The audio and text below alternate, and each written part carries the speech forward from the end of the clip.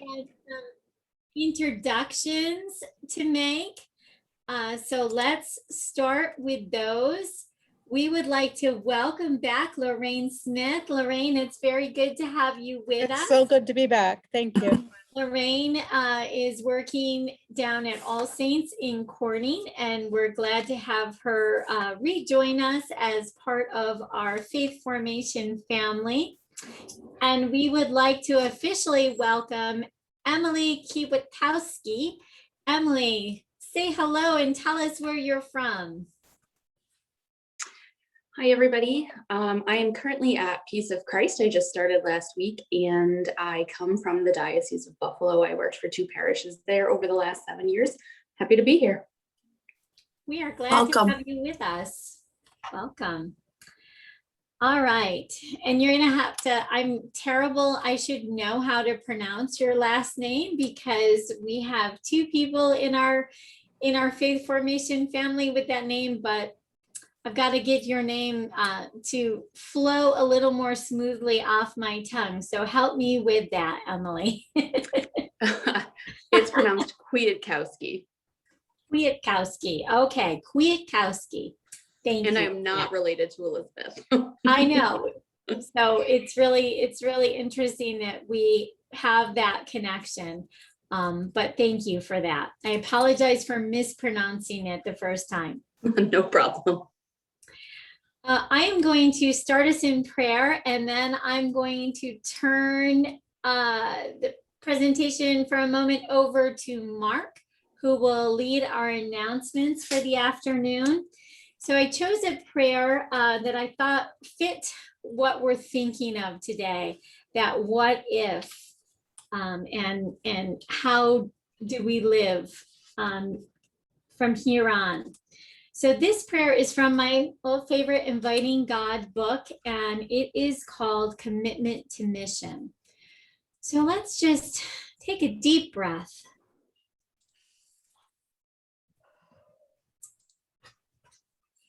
And praise God for this time together and this fellowship we share one another, and begin in the name of the Father, Son, Holy Spirit. Amen. Ground that drinks up the rain falling on it repeatedly, and that produces a crop useful for those for whom it is cultivated, receives a blessing from God. And that is from Hebrews 6:7. Divine Spirit, we look to you to guide us, to accompany us, to inspire us. We thank you for bringing us together in the service of a common purpose. Thank you for the variety of gifts and perspectives that we can offer one another. You know that we can easily become discouraged or weary as we strive toward our goals. The road can seem very long, with many detours and obstacles to distract us. When we feel that the way ahead is unclear, be our guide. When we feel alone or estranged from one another, be our companion. When we lose heart or energy, be our inspiration. Help us today, O God, to renew our commitment to you, to one another, and to those we serve. Amen. Amen. Son, Holy Spirit. Amen. Mark, why don't you share our announcements? Just give me 1 second as I try I'm going to to. share my screen, Mark. I have it now. Just took me a minute. Can you see that? Let me expand it here. It's very flashy. All right, now how do Down at the you? bottom, click the desk icon in the right, bottom right. There we go. Thank you, Katie. So going, gone, please, as I said, for those of you that were at our gathering last week, please take them off our hands, please. So if you are interested in any of these resources, you can let us know and we will arrange getting them to you. We still have a lot of resources that will not fit on our shelves in our new AV library. So please, if you're interested in any of these resources, please let us know. I will leave that up for just a moment and then we'll I just sent the announcements to everybody, so you'll have a copy of everything in there if you want to take a closer look. Perfect. Thanks, Katie. Upcoming Zoom meetings. Our next one for June is June 17th, a special presentation for COVID safe in-person engagement at 10 a.m. Kind of around team building, and you'll hear about that in just a second. On June 24th, we will be talking about training catechists and volunteers, an ongoing conversation. And then for the month of July, we will be taking a break from these gatherings for summer vacations. And I'm sure all of you are busy with either summer intensives or vacation Bible school. So no Zoom gatherings in the month of July.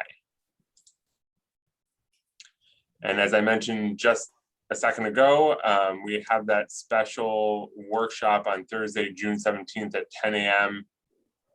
Dr. Jim Kane of Teamwork and Team Play will be sharing a lot of great tips and resources and ideas for team building in real world gatherings and events. So if you're looking for best practices for things that you might be offering this summer or even beyond, we encourage you to join us for that. You can see the Zoom meeting link at the bottom of your screen. And of course, again, Katie sent that to all of the slides to you a minute ago.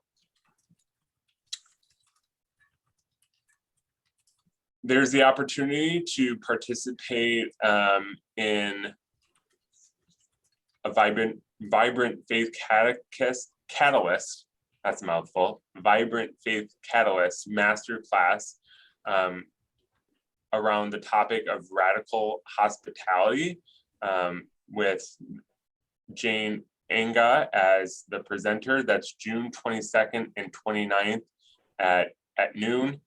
Certainly, there are many applications to that in ministry, and Jane is a great presenter, so we highly encourage that. If you are interested in participating, please let us know, because we have a code that you will need to use to register for the class so that you are not charged to take the class. And Mark, can you tell them about the new master pass, just that we have that? Oh, yes. We also have the opportunity for folks that take master classes in the summer and in the fall. So if you are interested in any of those courses, let us know and we can kind of guide you into how to go about doing that. We still have copies for parishes that are interested in learning more about young adult ministry or growing young adult ministry, starting young adult ministry. This 20s to 30s ministry, a guide for parishes, is a great resource with practical tips and structures into how to grow and start young adult ministry. If you are interested in a copy, you are more than welcome to send me an email and we can get you a copy of the guide. But really good information that is practical. Called and Gifted is a discernment process that we are targeting towards young adults. It's a 3-part process that really helps people take a look at their spiritual gifts or charisms and how to use them more intentionally to live the faith. So there's a workshop component where folks understand what spiritual gifts or charisms are, and take an inventory to help them better understand what their own spiritual gifts or charisms are. There's an opportunity to debrief the findings of that inventory. And then there's a small group component where folks really work together to test some of those spiritual gifts or charisms. And what's awesome about that is that together people work to help each other identify their gifts and how they might use them. So we're trying to put together a small cohort of young adults and those that might minister to young adults for sometime this summer. If there's not interest this summer, there might be an opportunity to offer it in the fall. So if you would like more information, or you are interested, or you know someone that's interested, you can send me an email. Some updates about NCYC 2021. We have a great committee that's helping us move forward with some opportunities for our at-home experience. And we wanted to share some updates about the kickoff gathering that we're putting together. And we mentioned the last time we gathered. We have some more information. Sunday, November 14th, we now have a location and a time. It will be at the Parish of the Holy Family in Gates at 3 p.m. that afternoon, and will conclude with Sunday Mass at 5 p.m. We're working on some interactive experiences with a variety of different folks throughout our diocese, some prayer experiences, some opportunity to socialize. So things are really coming along. If you have suggestions or would like to know more, you are more than welcome to reach out to us. Virtual participation ticket packages are now available. We have created our own diocesan package that encompasses the virtual participation ticket through NFCYM. It includes the kickoff gathering. It includes diocesan gear, as well as some of the tangible items that NFCYM is going to be including in their virtual participation ticket. So we're trying to make it as easy as possible for parishes to participate, not having to register for several different things, trying to make it all in one place. And again, diocesan promotional social media posts and videos have been created to help create some excitement around our experience. Catholic Scouting recognition ceremony is this Saturday, June 12th at St. Pius. If you know any scouts in your parish, we ask you to keep them in your prayers. It's going to be a great morning with Bishop Matano, and recognizing these scouts who have worked extremely hard on these religious emblems in the midst of COVID and a very challenging school year.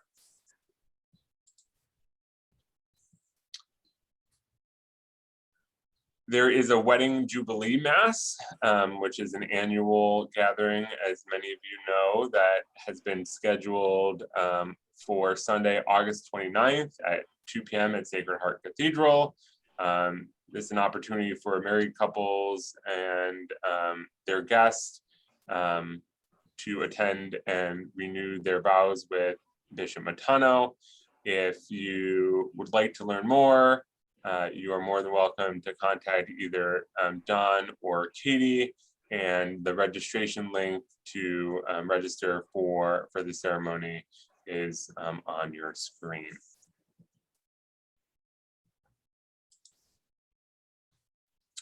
Here are some webinars to watch. There's a webinar through RCL Benzinger, Witnesses or Teachers, Ways for Leaders to Engage Moms and Dads. As we know, incorporating the family is extremely important in ministry. So there is a webinar on Thursday, June 17th at 3:30. And you see on your screen there some of the things that will be covered in the webinar.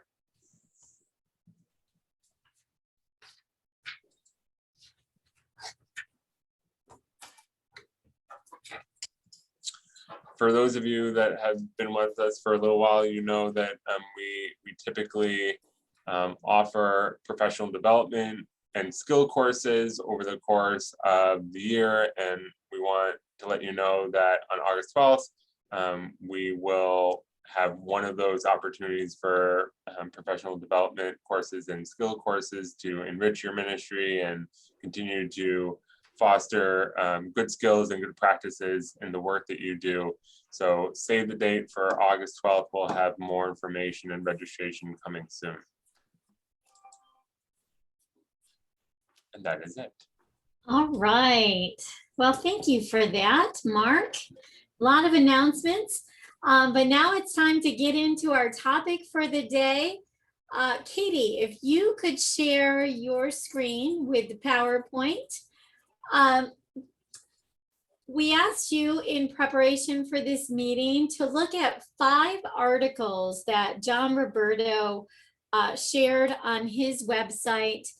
And the reason we thought this was timely is because we're thinking so much now about, now that the dispensation has been lifted, we're thinking more and more about how we welcome families and parishioners back into the fold of the Sunday Eucharist.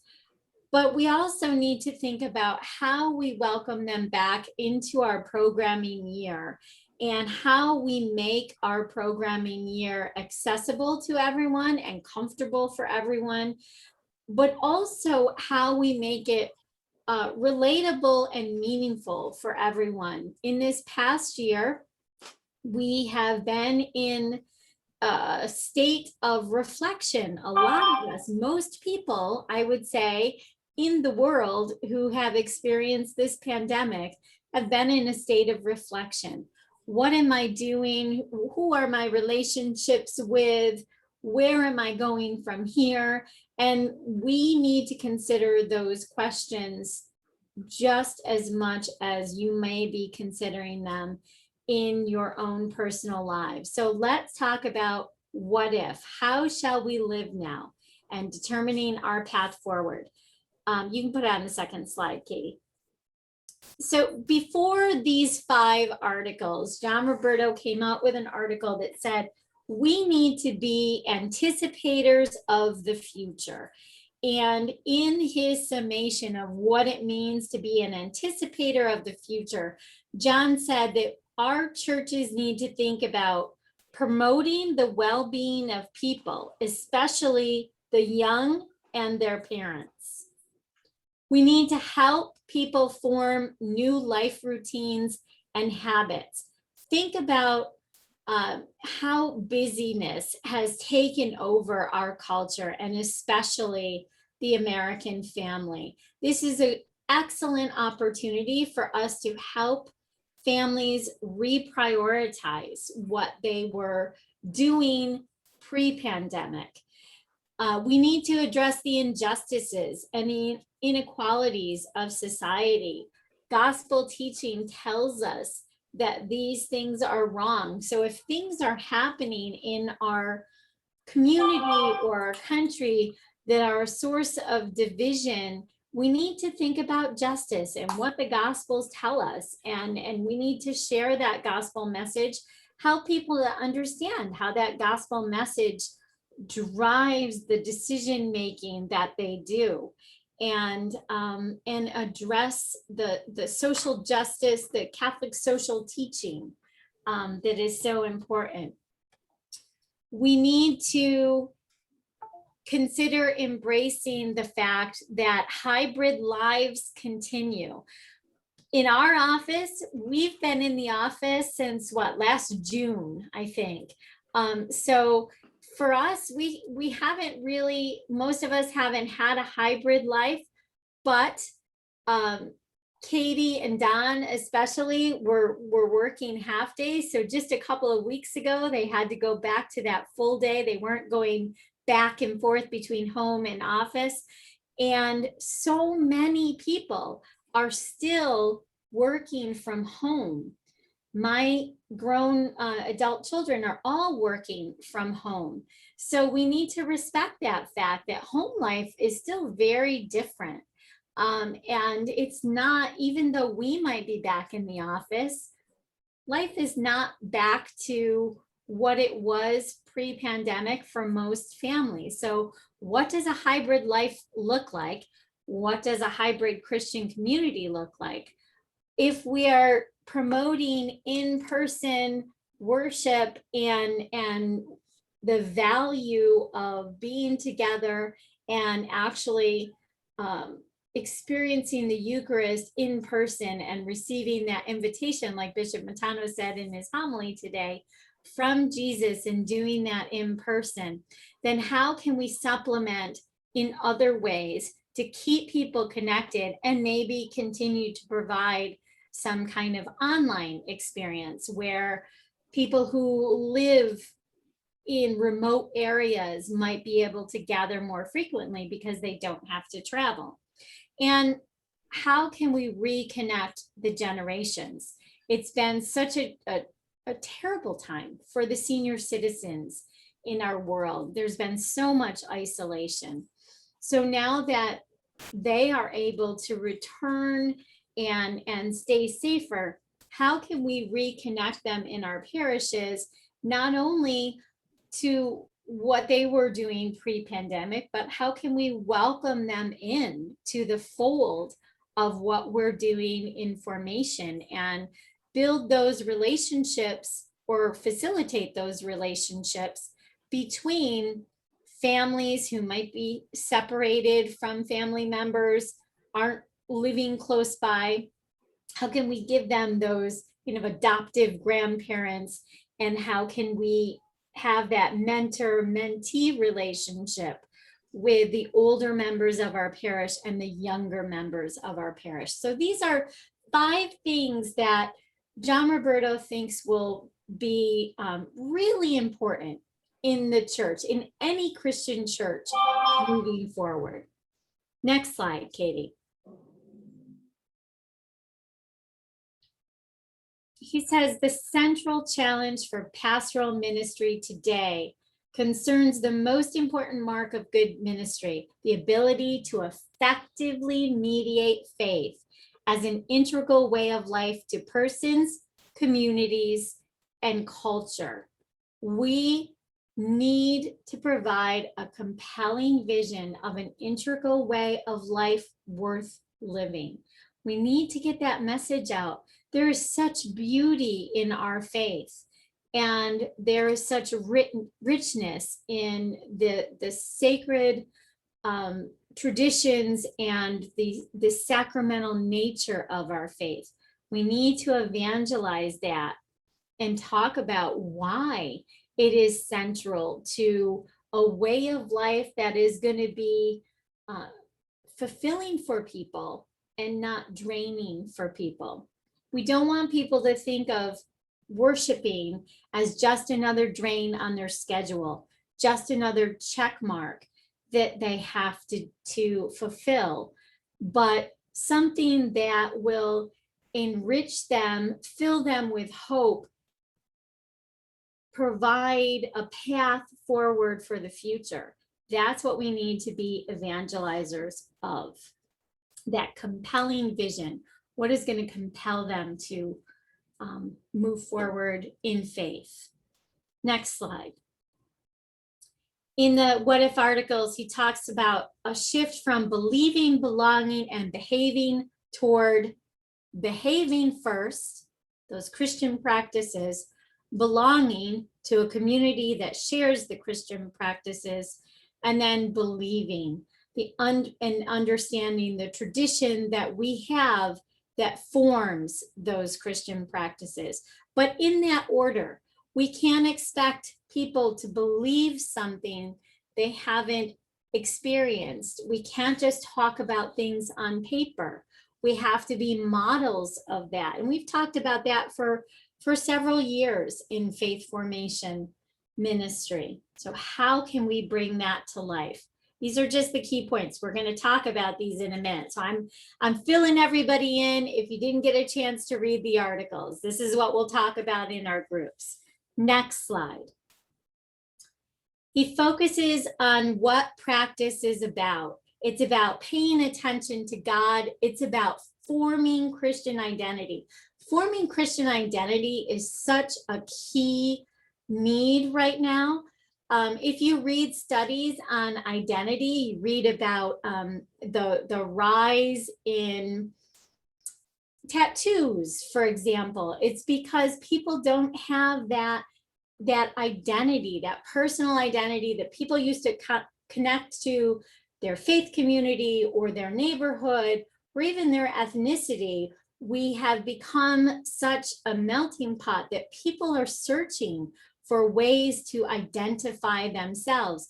And tattoos have become a big way to do that, to identify. We have a hunger to identify with something. So forming Christian identity with young people and with families is really important. It can give them a sense of who they are and what their purpose is that's going to carry them all through life. Forming Christian character. We always say character counts. Well, schools do a really great job in forming character. We need to connect character to the way a Christian lives. And that's why we have good character, because that's the way Jesus called us to live our lives. Practice is about being nourished. We get a great source of comfort and nurturing from Christian practices. It's about reflecting God's love and grace to the world and modeling and being influencers and having a path of life. Next slide.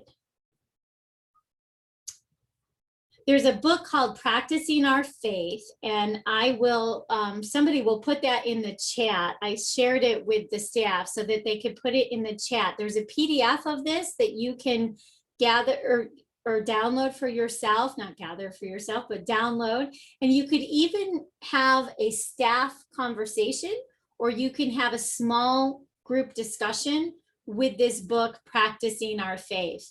It's 64 pages, really relatable. And every single one of these Christian practices is outlined with questions to consider. So I really recommend that you spend some time with it. Download it, look it over, think about how you might share it. How could you bring these Christian practices to life, not only in your formation ministry, but in your community in general? So there's kind of two different categories of the Christian practices. There's the Christian practices that impact the world, the community around you. And there's Christian practices that impact self. So in the left-hand column, it's caring for creation, justice, embracing diversity, forgiveness, hospitality, peace and reconciliation, serving the poor and vulnerable, forming community, worship, and stewardship and generosity. And then Christian practices that impact self and then impact others because of it are discernment, dying well, eating well, honoring the body, finding God in everyday life, healing, praying, keeping Sabbath, saying yes and saying no, being good decision makers, testimony, reading the Bible, household finance, and singing our faith, which really talks about the importance of song in our lives. So all of you who love music, I'm one of them. We are really impacted by music, and our faith has always been about sharing that. The whole book of Psalms is about sharing that music in our lives. So how do we connect to Christ through song? How does song impact our worship? And how do we see God in the music that we share? So I thought that I had to look it up. I thought, what does singing our faith mean? But it really is very interesting to talk about that. So these are practices that you could consider how you bring them into your formation ministry. What are you doing already? So if you look at the next slide, these are ways that you could consider bringing those Christian practices into the curriculum that you're already sharing. Either you could engage in the practices that your community already is doing. So look at what your church does, highlight those things that are Christian practices, and engage conversation and participation and learning around those practices. So you wouldn't have to do a thing, but look at the way your church is already living its collective life and focus on those practices this year. Second thing you could do is embed Christian practices into existing formation programs. So if you have a unit on social justice, then you are going to be embedding serving the poor and vulnerable. You're going to be embedding talking about respecting diversity. You're going to bring things into that curriculum that you already want to focus on because it's in your textbook or because you've planned it for the year. But look at the list of Christian practices that are the real life kind of experiences and make sure you're talking about them and bringing them to life. So that practice is about not just reading it in a book, but living it and making it real. You could develop an annual or a seasonal Christian practices plan. It could go with the season of Lent or Advent, or this year we're going to focus on bettering ourselves, and we look at all those Christian practices of self that help to form Catholic identity. You could align Christian practices with the lectionary. You could connect it to milestones like different sacraments that are being celebrated, or becoming a teenager is a transition. So what Christian practices do they really need to think about? Probably honoring the body would be a really important one to talk about at that point in time. So you can connect it to different ages and stages of life. You could also create a mentor-mentee kind of experience. So who in your parish is really a model of a particular Christian practice? Let them be a mentor. So there's somebody who's been working to support the soup kitchen, has overseen that ministry for several years. Connect them to people who want to learn more about serving the poor and vulnerable, especially young people, and have that person share their experience.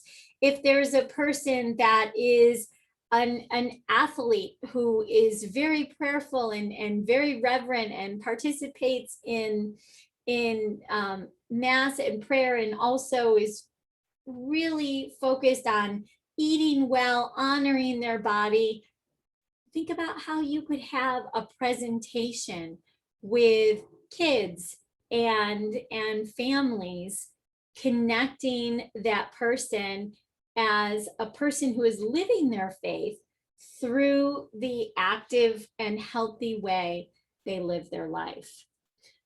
Those are mentor apprenticeship kind of experiences. And then next slide. We learn the process, or the learning process of the practice is done in 4 stages. First, we reflect on how we're living that practice in our own lives. Then we explore the practice. We learn more about it. Then we experience the practice. Maybe we go out and do something, or like serving, or we have an experience where we're doing an activity around that practice. They give you a great example in that article about prayer and how we develop better prayer habits. And then we live the practice. We commit to doing certain things in our life to live that practice out in a deeper, more meaningful way. Next slide. The fifth article talks about habit forming. Habits are not born, but created. So we have behavior equals motivation. I gotta look at my notes. Motivation is an attitude, and trigger. Behavior equals motivation, attitude, and trigger. And that's how we make a habit come to life. So we need to, as faith formation leaders, as ministers, it's beneficial for us to help our kids and families create positive habits. It's not just about the catechesis, it's about learning what it is to live one's life as a Christian. So forming Christian habits, which then in turn gives them that Christian identity. So there is a lot in those articles to talk about, and we're very excited to talk. I wanted to just give a brief overview of the fine points, but there's a lot more in the articles. So we have a bunch of questions, and we're going to get into small groups. These are the things that I want you to talk about, and they are questions directly from John Roberto's series. But if you have other things you would like to talk about or ask your colleagues about, please feel free to do that. But these are the questions that he poses, and I think they're very relevant. What are the signs of the times in your community? What are you seeing? What are the hungers? That's really important. What lessons did you learn during COVID that you will continue to practice in your ministry? Which of the Christian practices addresses the hungers of your faith community? What are you seeing that people need? If nobody is praying, if nobody feels connected to that, then that's a really simple Christian practice that you can begin with. And there are several people. Prayer might be a very common thing for you. There might be a family who hasn't prayed in a year. We need to help them with the simple practice of bringing prayer into their lives and modeling that. One thing I always do is model that I'm praying for someone. So especially with my kids, my son has a job interview today. I sent him a text and I said, I am praying that the gifts that you have shine through in your interview. I want him to know that I am always praying. That's how we model it, without saying let's necessarily sit down and pray together, but there's many ways you can do that, that you can model it. There isn't only one. Which of the approaches speaks to you from that slide 7? And then how can we make it obvious, attractive, easy, satisfying? So we have a lot to talk about. We have these questions in our groups, and we are going to be prepared to facilitate the answering of those questions. So if you don't have all those questions memorized, don't worry about it. We'll be able to share them. But Katie is going to split us into 3 groups, Katie, so that we have enough time to really talk about it and we don't have huge groups. And she'll bounce you into a group, and we're going to have 15 minutes. We're going to go a little bit over today, but that's just so that we can wrap up at the end. So let's take the full 15 minutes to chat, and then Don will give us some closure at the end. Okay, so let's talk.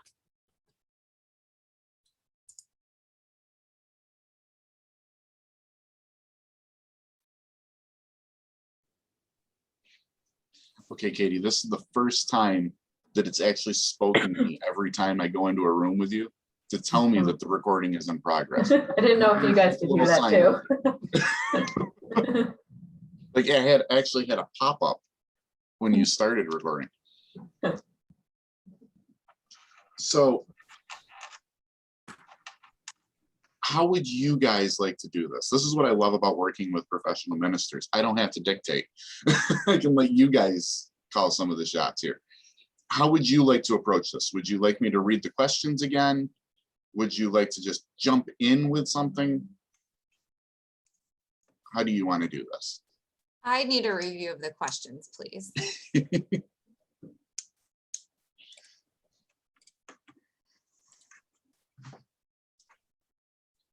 What are some of the signs of the times in your community?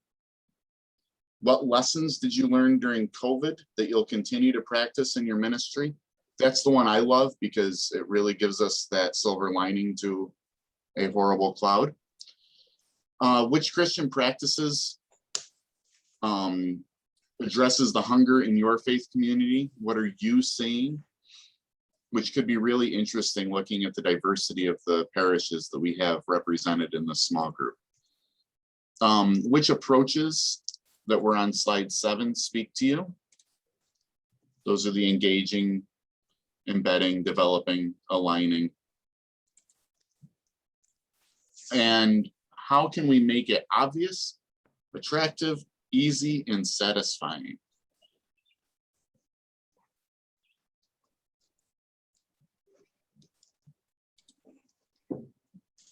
And there's all of our smiling faces again.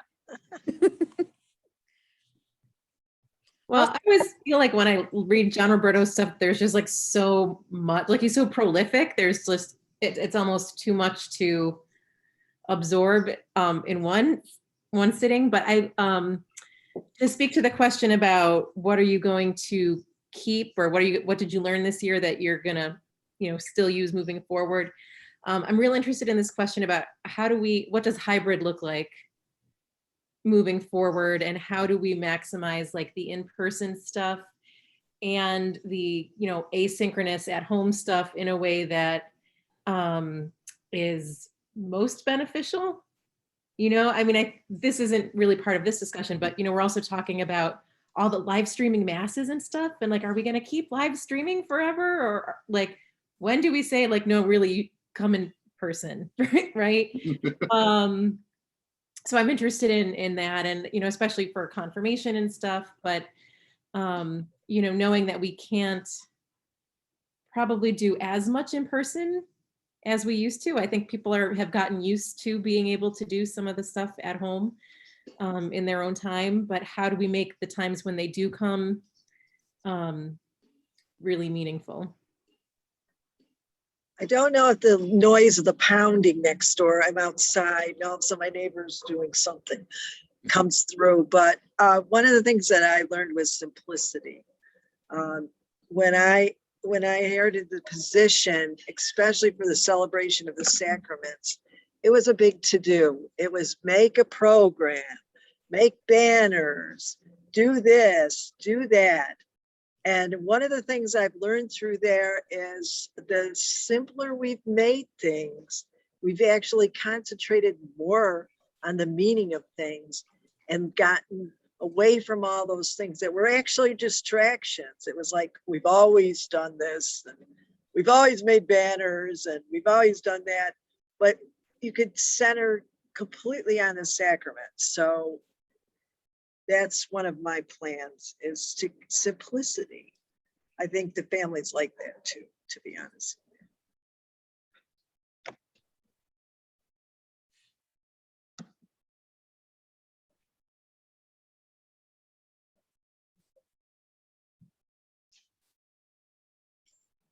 Hello. Oh, you couldn't hear me? Nice. No, we could hear you. Nice new background, Melissa. Yeah, oh, well, hey, it's really a backdrop from Party City. I just wallpapered it. No, there's Jamie. She's hiding behind the flowers. She's listening too. Hi, Katie. And here's Jamie. But I was just going to say that we're going to choose still what speaks to us as far as the community that we're situated in. And I would say like so many of these, but to focus on one or two, just in talking with Jamie and meeting a lot of the parishioners here at St. Lawrence, I would say like finding God in everyday life. You know, I actually love Loyola Press, and that's a theme for their throughout their curriculum. But I would start with that. I would think, and of course hospitality. I'm very interested in that. So I look forward to, you know, seeing how I can weave that into practice, beginning with practice. I love that how we're moving. I love John Roberto's stuff. And like Ann said, there's a lot to digest, you know, and I love how we're moving, you know, where did I put it from? Where is it? Oh, I just had it here. From believing, belonging, and behaving to behaving, belonging, and believing. Of course, practice is the first part of that. So it makes sense to take where people are at post-pandemic and weaving it into, you know, getting them used to looking for God in everyday life. And then I loved the final, it was a part 4, part 5, how this looks like in practice, but I know backing up, reflecting on our lives. I know storytelling is important. And so we'll just open up with, how do you feel, you know, how are things going, you know, when we first meet with our families, and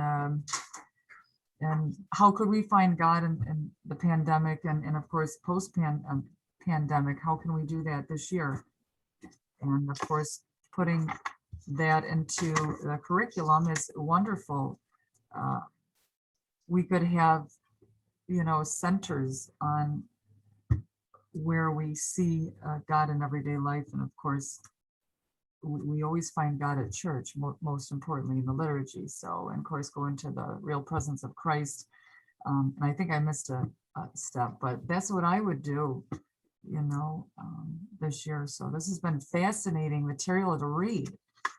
I loved it. So I'm still working on it. I'm still highlighting, but I think that's going to be my plan. One of them. That's it. Okay.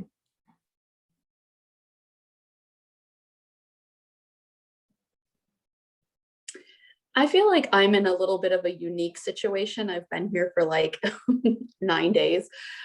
So I can't really tell That's you what the needs of the community are, but I come from a parish in the Diocese of Buffalo, and we were only virtual for about 5 weeks last year when we went into color zone restrictions, but we had 2,400 families. So completely virtual, like home study had always been an option for them.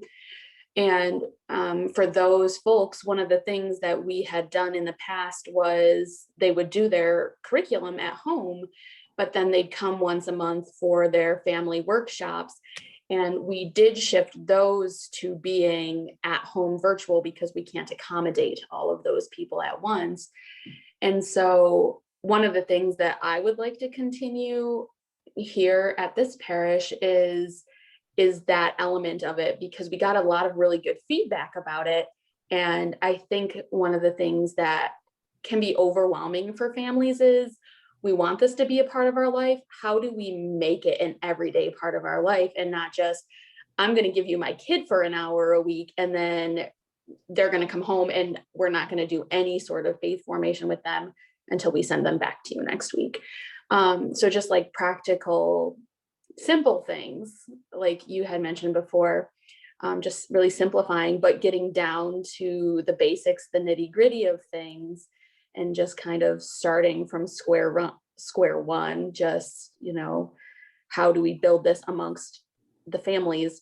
And then how do we bring that back into the community? And, you know, our families aren't individual little isolated islands. So I don't know. In Corning, we're trying to do something very similar to what you did in Buffalo. We are trying to do, starting in September, we're going to do a family program, but we're not keeping it just families with children. We're doing like Family of God program. So everyone in the parish is invited to once a month do that study with us. So the 70-year-old woman who was walking out of church by herself isn't excluded from it. Because a lot of times they were alone during this whole COVID thing, and we just want to be able to just bring the community back together and kind of like regroup and see what people's needs are from that point. So our numbers at church are actually growing very quickly right now. So we will have a traditional program for sacraments in just in regards to keeping it separate from the faith formation of the parish. So we will do sacraments online with just one meeting a month as a gathering, but mostly everything will be done online, which they did this past year, and they liked it a lot too. But like Barbara was saying, it was the simplicity of the sacrament celebration that people seem to be attracted to, not all the bells and whistles. So it was, I mean, I think there's a need for both, because gathering people again this year after such a long time away will be really important, but also simplicity when we actually are studying the sacraments and just keeping to what the sacrament means without all the bells and whistles.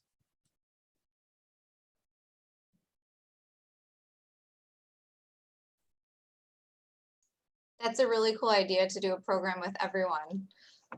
Yeah, we're excited to do it. I don't know how it's going to go over, how many people will show up, but once a month, it gives everyone something to look forward to. What kind of programming is it?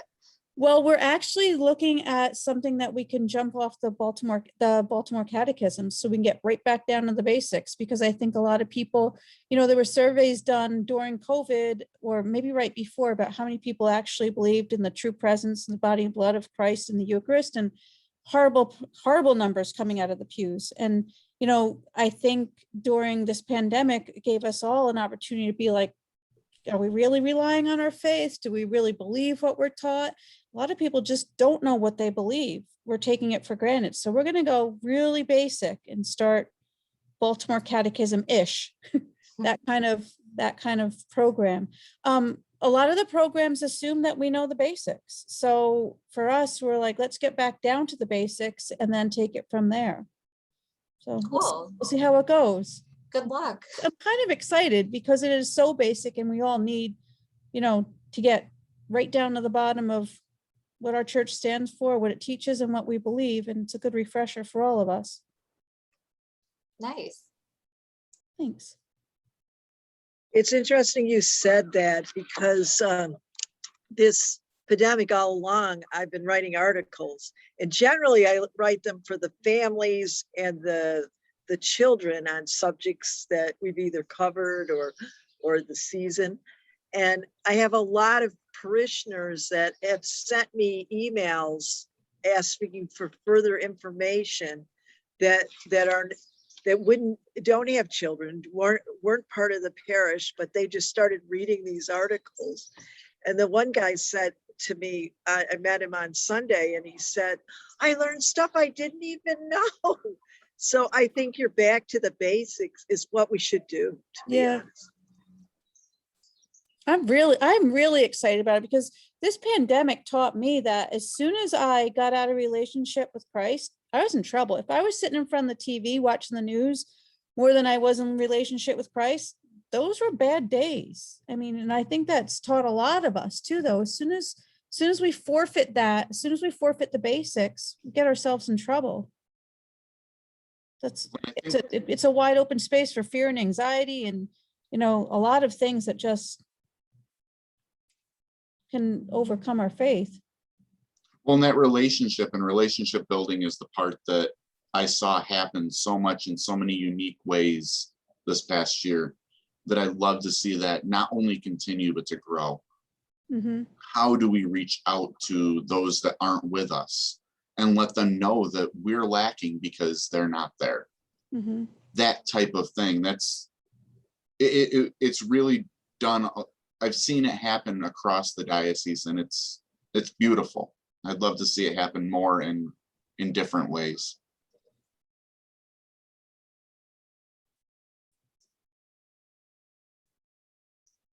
Anybody want to use 10 seconds?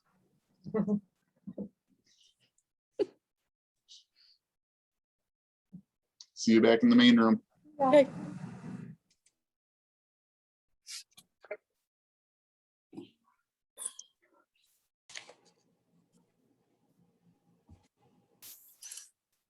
So do we have everyone back? If you're not here, raise your hand. Okay, we lost one from our group. Jesse had to leave early. So what did you hear? And being respectful of time, I'd like to challenge you to summarize it in a brief sentence. Like, I'm not going to make you use only 3 words or anything, but keep it to 1 sentence. What is something you heard that really just stood out to you in those small groups or in the presentation leading up to them?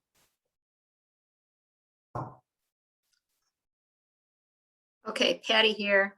In our small group, we talked about the need to help others understand baptism better, not just the parents, and to try to help them develop a Catholic Christian identity, and that the articles gave people a lot of ideas about that. Nice.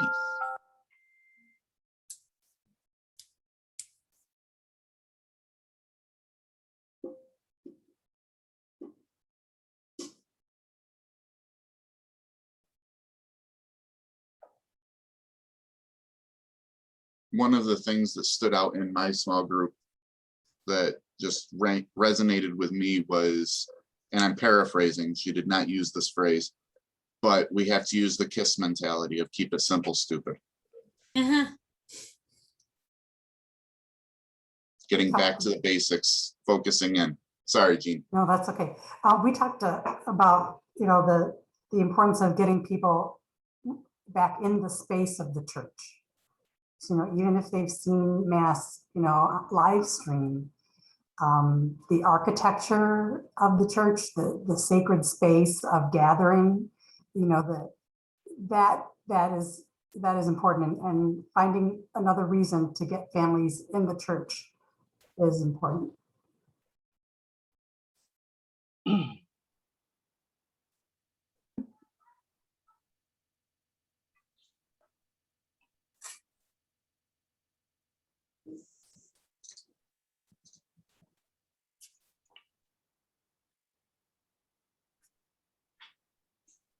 Jean, did you get your question answered about? Yes. Okay, good.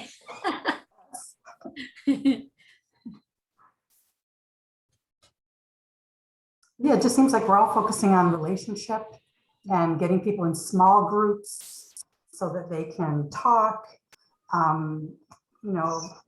reaching out to them in their daily lives, listening. So it's just going to be very relational even more so, going forward this year after the pandemic.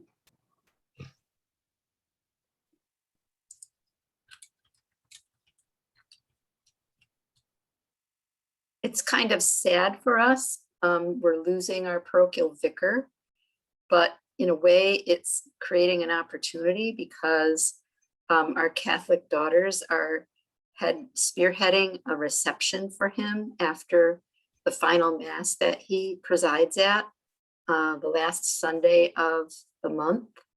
And I'm willing to bet it will be pretty well attended by nearly everyone because he has been very well liked. So I think hospitality is a real key.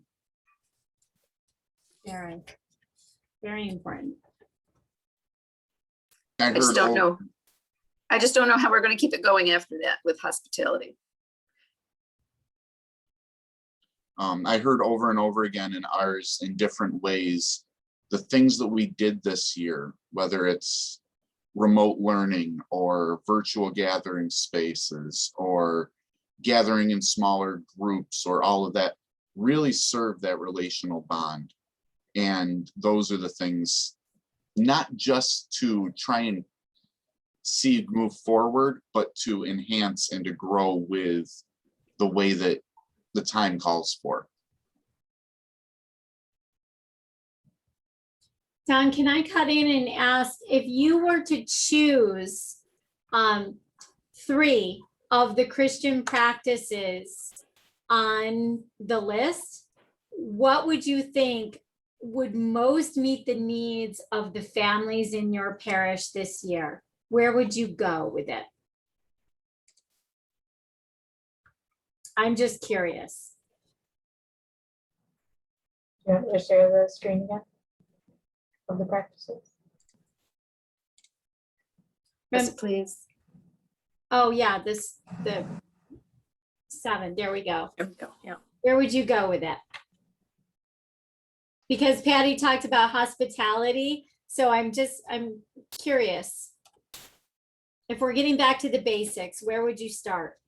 Finding God in everyday life. Because I think starting there, we can bring in so many of the others. Hmm.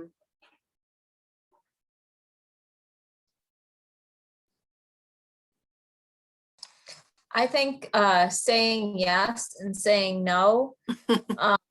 I've got the article right in front, and the last sentence is, we must learn the practice of saying no to that which crowds God out, and yes to a way of life that makes space for God. And it just makes me think about, I have a good friend who we have like a little book club group, and she said how glad she was when the pandemic hit, because it made her realize how much her family was on the go. And then at one of our most recent gatherings, she's not been able to come because she said her kids she has 3 kids. They're each doing 2 sports. And I was flabbergasted that she had made that realization and yet still is making these choices. And I think that that is not unusual. And as things are coming back, we have to help our families recognize and realize the value of that family time and that time together and time with God. So that's what stands out to me. Well, and to piggyback on that one, I would say any or all of these for the individual family, like to provide this list to families and say, what are you doing and how can you not just work on the things that you're not doing, but enhance the things that you are doing. Oh, we do prayer. How can we make that the norm and not just the activity? Oh, we do good with peace and reconciliation. I make my kids say they're sorry all the time. Well, how can we make it come from the soul and not from the expectation of mom? All those things that we do already, how do we make them habits? And I think if I was going to pick something off the list, I just think in the way that our society has gone in the last year, I think either that peace and reconciliation or that idea of forgiveness, it's really important. I think a lot of people have disjointed images of the people they were surrounding themselves with. And there's a lot of judgment out there, and, helping them to take those steps toward reconciling with others is so important, and with themselves, reconciling with themselves. Also connected to things that have been going on in the past year, I think doing justice is one that's important. It's distinctly Catholic, but it's not uniquely Catholic. It can equip people to go out and do justice alongside others who are doing justice from out of their hearts for whatever's motivating them. And that spins out into so many other things on this list. Justice, caring for creation creates climate justice. Doing justice for our diverse peoples embraces diversity. It spins out into peace and reconciliation for righting wrongs. So it's serving the poor and vulnerable. It touches so many things on this list. Great way to connect between church and the world. I think it would be neat to give this list and, in a way of trying to help people do something yourself, do something as a family, and let's do something as a community. And some of them are interchangeable, but as a way to see the different relationships, I guess, and the interconnectedness of everyone. Good idea.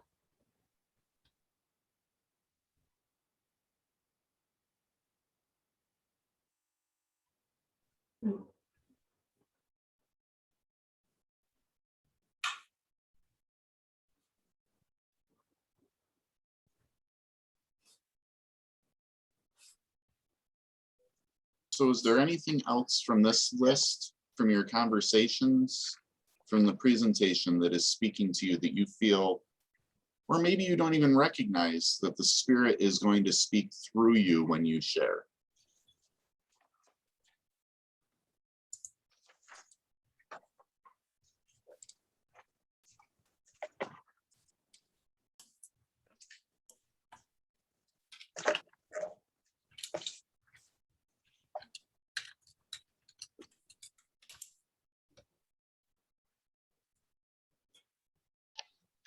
You know, I wonder, and because I mentioned in my group about I'm really focused recently on vision. I'm wondering if we, as the catechetical leaders and youth ministers of this diocese, you know, if we came up with sort of a vision for next year, like what are the things that, you know, where we could all be united while in our parishes? You know, what if we did decide to do September was going to be baptism, hypothetically, and we wanted to all focus on baptism, doing it in different programs the way we are focusing on it, but then across the entire diocese we're all focusing on baptism.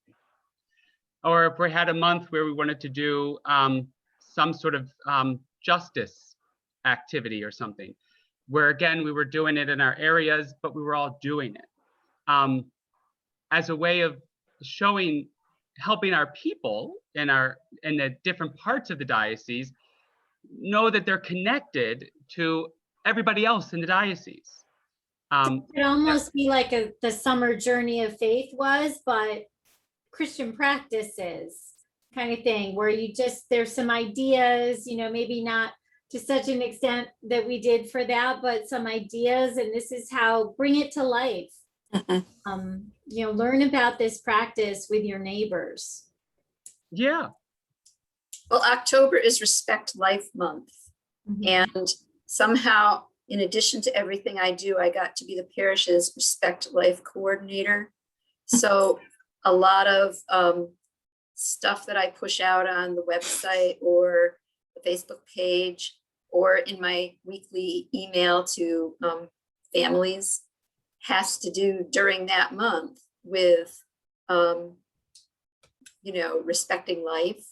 And then in January, there's another Respect Life, preparing us for February when we have the, what do we call it?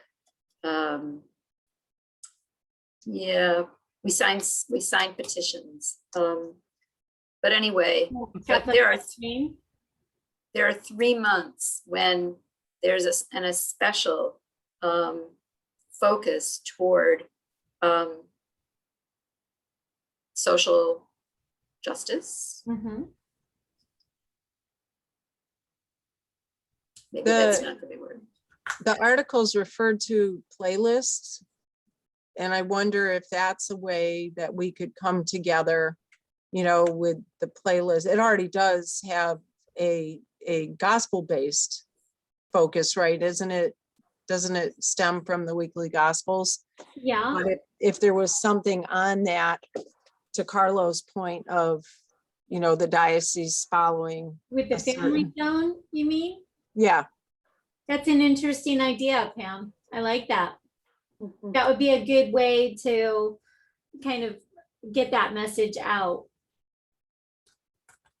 Good thoughts, you guys.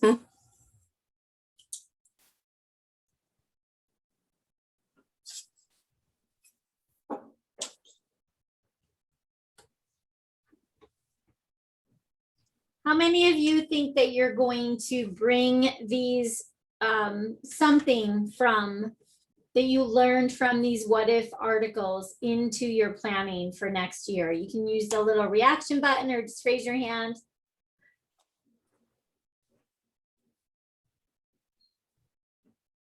Good. I'm glad they were inspiring to you. I found them very inspiring. And I think we have more thinking to do on it and more sharing. So I hope we get the opportunity to do that in the future. But the conversation has been really rich, and it has started the wheels turning in a lot of our heads. So let's not forget this. And if you want the slideshow, we can Please. share the slideshow with Definitely. you. We can send it out. And the Practicing Our Faith PDF, you're going to send us that link Yeah, to? and I really recommend you spending some time with that practicing. I skimmed through the whole thing today. It doesn't take that long to go through it. It's a kind of there's a lot of space on each page, even though it's 64 pages. So it really gives you some insight, and it would be great for conversation. If you did want to talk to somebody at your parish, Pam was talking about the whole silo thing and not really being on board with a common theme.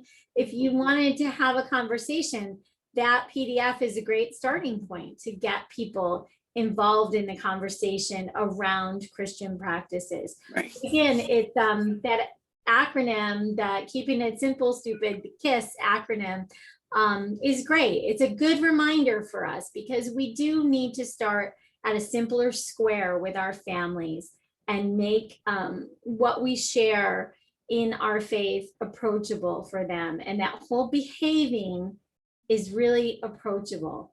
We can teach people how to behave and have it make sense to them a lot easier than when we get into the heavier stuff. So let's start with what's simple.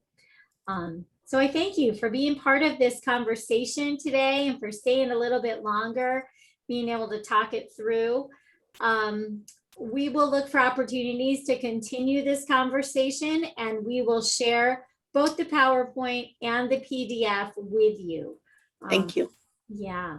So any closing ideas?